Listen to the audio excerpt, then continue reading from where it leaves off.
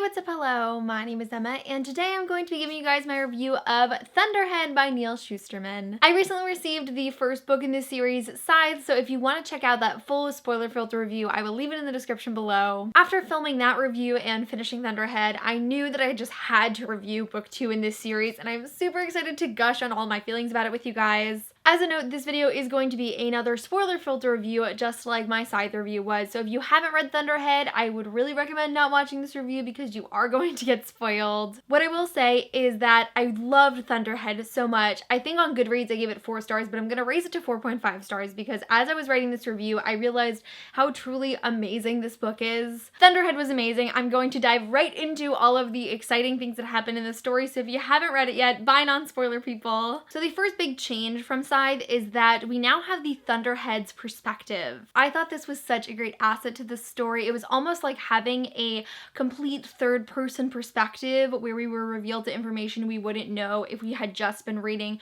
from Citra, Rowan, and Grayson's point of view. And it's particularly interesting for me personally because I think we all understand the concept of an artificial intelligence, but actually being able to read its thought process and its stream of consciousness, seeing that it has opinions and feelings and emotions was really wild to me. There's this one line that really struck me, and it is, "Each time I witness a cruel act by a corrupt scythe, I send rain clouds somewhere in the world because rain is the closest thing I have to tears." So as Citra has been a junior scythe for almost a year now, we reveal to her personal method of gleaning, which is she notifies the people she has chosen for gleaning a month beforehand so they have time to set their affairs in order, and she goes along with whatever method of gleaning that they prefer. I really love this. I think I mentioned in my review of Scythe that I had never imagined that each scythe has their own particular rituals and methods of going about the process of gleaning, and I think that Citra's is just the most unique. The concept of sort of like a prolonged gleaning is never something I considered while reading Scythe because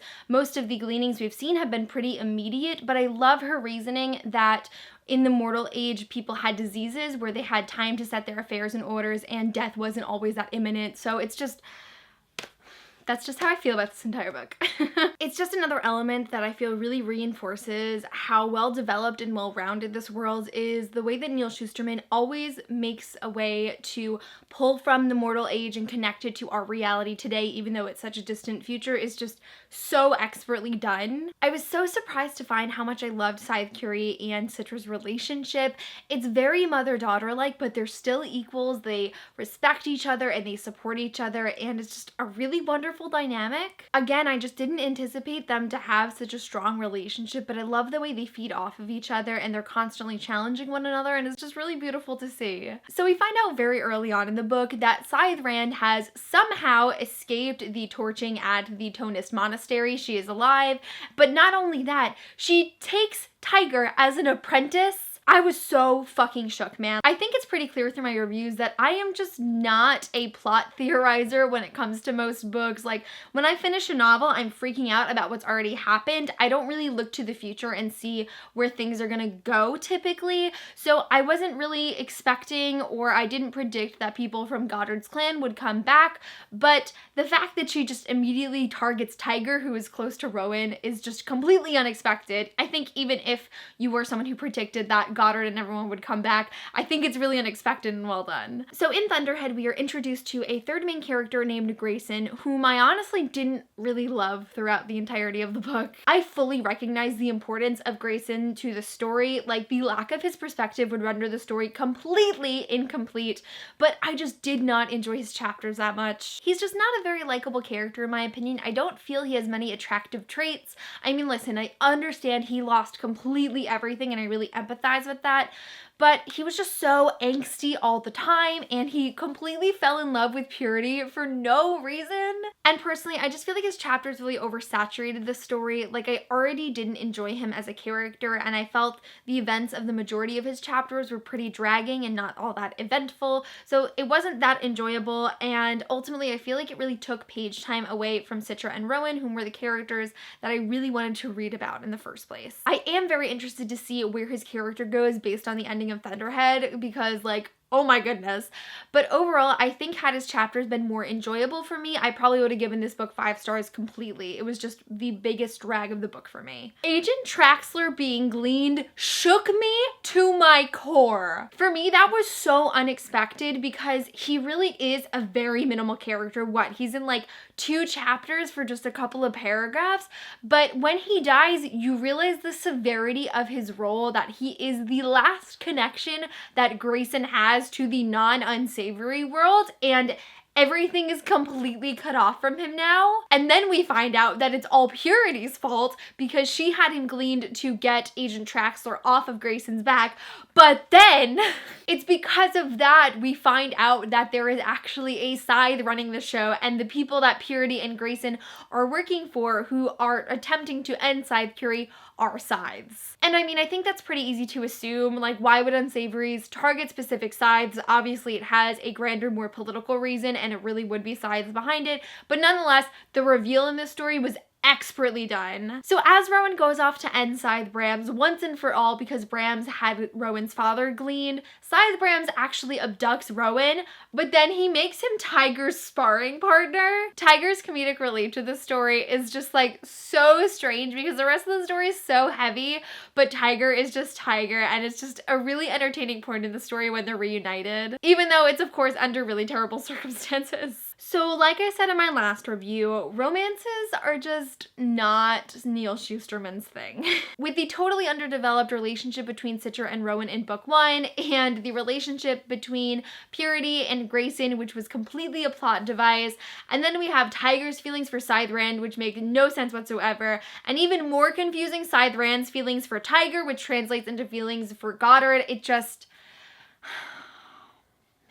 The romances are the weakest points of this series. Honestly, Scythe and Thunderhead do not need romances, period. These books are fantastic without them, and I think all character dynamics could be achieved without any romantic involvement, and I feel like it just takes a little bit away from the story. I mean, like, I have like an all-consuming love for the Arc of a Scythe series, but I feel like I would like it just like a little bit more if there were no romances altogether, just because the book does not need it. So the story is getting like fairly close to the end, and we find out that Tiger is killed, and Scythe Goddard, who was decapitated, whose head is still functioning, takes over his body. So Scythe Goddard has returned. I feel like no one could have expected this to happen whatsoever. It's so unbelievable. My only note for that scene is deceased in all caps, and I feel like that just completely sums it up. And before we can even really process what has just happened, Highblade Xenocrates becomes a Grand Slayer, so his position opens up, and Scythe Curie is nominated as Highblade of Mid-America. When I first read this reveal, I had no idea how much this change in power would actually throw the Council into chaos.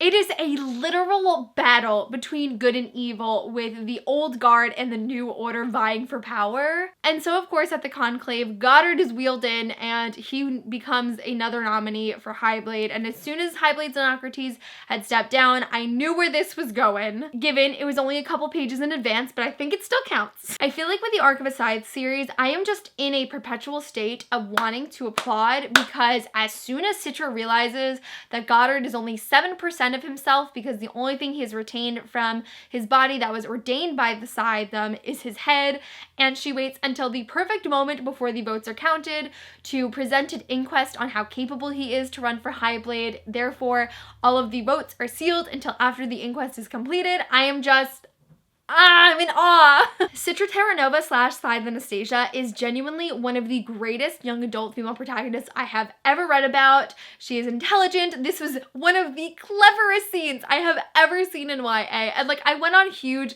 Citra love rant in my Scythe review, but just this book has made me grow nothing but love for her, and I didn't even think that was possible at the end of Scythe. I think one of my favorite parts of Thunderhead is how when Goddard returns home from Conclave, he is sparring with Rowan every single day, and Rowan refuses to let him win, is always winning, puts him in his place, and therefore Goddard renders him deadish in rage every single time. I think this is actually one of my favorite moments of Rowan throughout the entire series thus far, just because he refuses to let his spirit be broken. He always beats Goddard, always lets Goddard know that he's better than him no matter what is threatened. One moment that got me so emotional is when Grayson enters the Tonus monastery and he is just so at a loss and he is just pleading to the Thunderhead to show him a sign that he's still there and he still cares.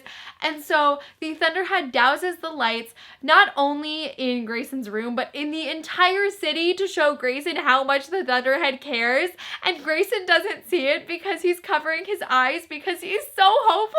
I literally wrote, why am I crying in the club right now? So basically, Rowan escapes with the help of Scythe Rand. I can appreciate the fact that Scythe Rand actually has some layers now, because up until this point, I feel like she's been like very stereotypical evil minion, but her reasoning is just so weak in my opinion. Like, she loves Tiger and she only realized it until after she killed him, and because she can't have Tiger because of her own actions, though she's blaming it on Goddard, she now is going to let the person that attempted to glean her months ago go.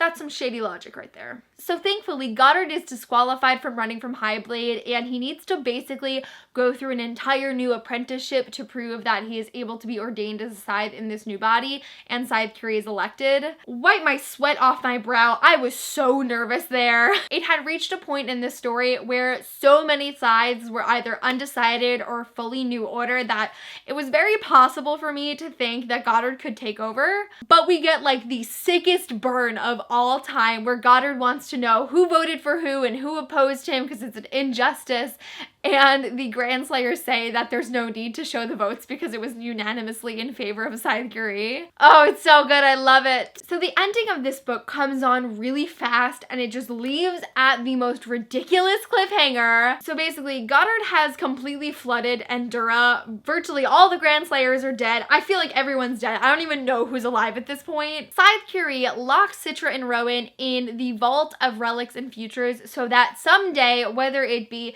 10 days from now or 10,000 years, they can be revived so their bodies won't be destroyed in the flood. I have no idea how to feel about this. Like, there are just so many possibilities and what ifs. Like, of course, obviously they're going to be revived for book 3, like obviously, but like, when is it going to happen? How much is going to have changed? I don't know what I'm supposed to do until book 3 comes out because I am just constantly thinking about all of the things that I don't know now. There's this really great scene at the end where pretty much the flood has completely taken over Endura, like everyone is dying, and so the Scythes go and they glean the remaining civilians mercifully so they don't die in the flood, and then they self-glean. Honestly, that scene was really emotional for me. Like, I was not expecting it to hit me as hard as it did, but it was like almost beautiful in the way that it came across. It was just really emotional and intense for me. If that wasn't enough, if it wasn't good enough to just have Citra and Rowan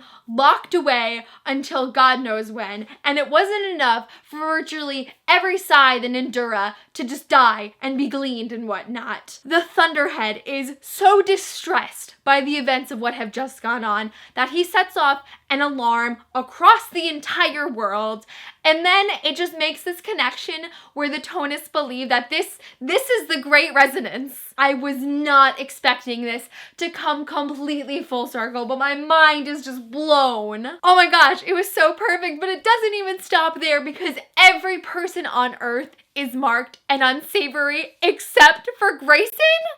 I just can't, man. I don't know what to do anymore. Thunderhead, like, murdered me. Like, I'm deceased. I have no idea how to conduct myself until book 3. Like, when does it come out? Like, 10 months from now? What am I supposed to do for 10 months with all of this information and no answers, no closure? I'm going out of my mind. I honestly feel like I can't talk about this anymore, or I'm gonna continually get myself worked up and have no way to bring myself down. But I'm amazed. I'm in awe. I am shooketh. I am deceased. My wig snatched. I don't even know anymore. I can't breathe. Thunderhead is amazing. The Arc of a Scythe series is amazing. I hope you're still watching this and you finished both of these books and you understand the greatness of the Arc of a Scythe series because it's amazing. That really concludes my review of Thunderhead by Neil Shusterman. I hope you guys enjoyed it. Please, please, please bug me to make a review of the last book so I don't forget about it when it comes out in next January, I'm assuming. doing. But I love this series so much. I'm so happy I picked it up this year. It has just like transformed my reading life and I couldn't be happier about it. Let me know in the comments below what were some of your favorite parts or least favorite parts of Thunderhead. Just like discuss this book with me because I have feelings and I need to talk about them. But that is it for this video. Thank you guys so much for watching and I'll see you soon for a new one. Bye!